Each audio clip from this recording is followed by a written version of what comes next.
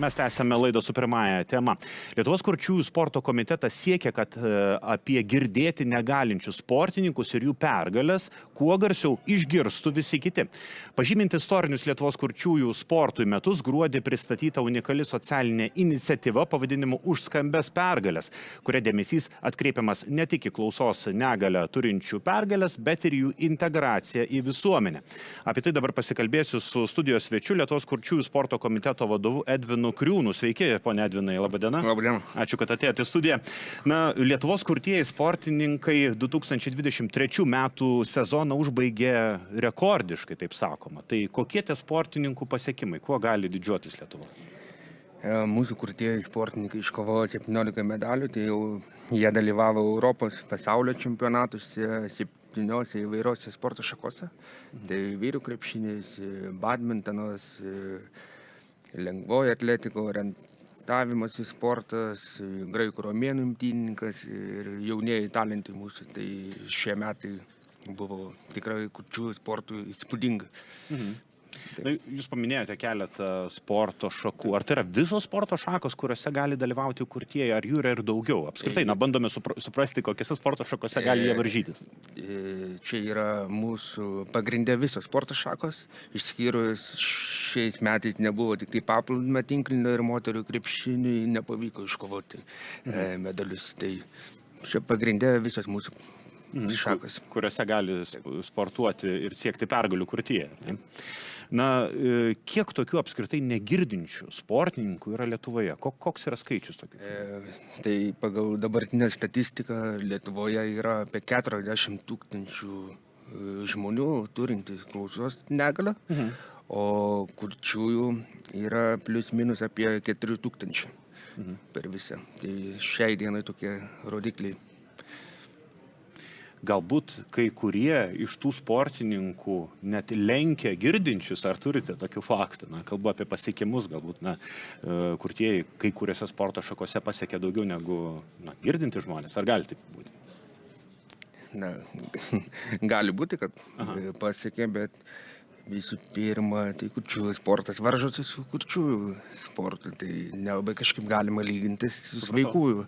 Tai mūsų tikslas yra kurčiųjų sportas, tai tenais tiek pergalių.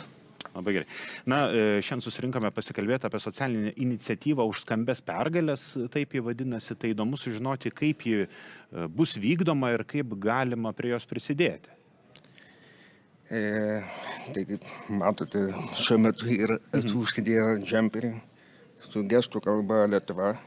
Taip, gestų kalba reiškia Lietuva, ar ne? Taip, jau čia tarys. Taip pavaizduota. Kiekviena raidė turi gestų kalbos simbolį savo. Simbolį, taip.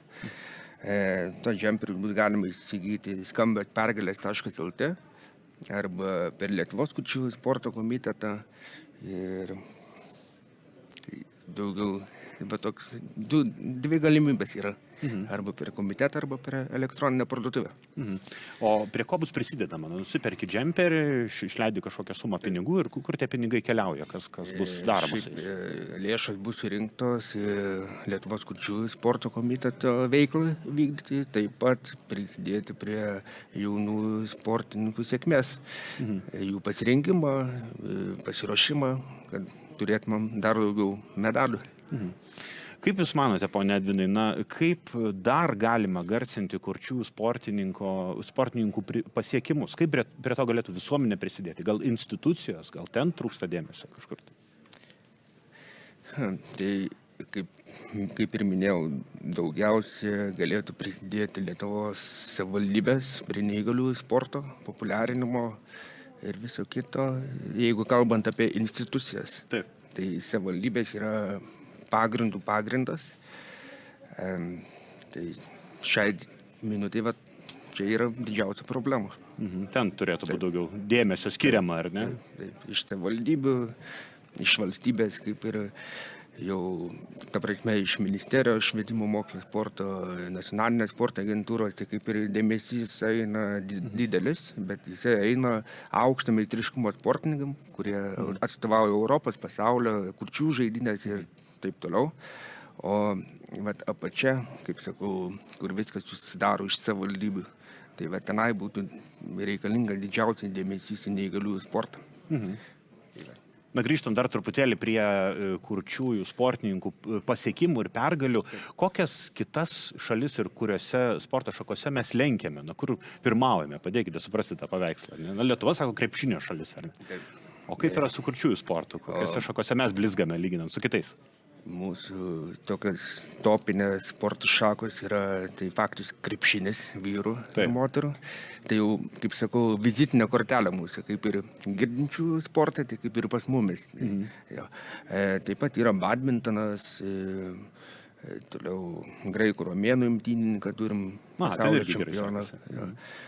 Ir lengvosios atletikos atstovus, kurie irgi gan stipriai gerina rekordus ir Europos, ir pasaulio. Na, pabaigai kalbant dar apie iniciatyvą už skambės pergalės, kur daugiau informacijos galima rasti apie tai ir kur tos džemperius galima įsigyti?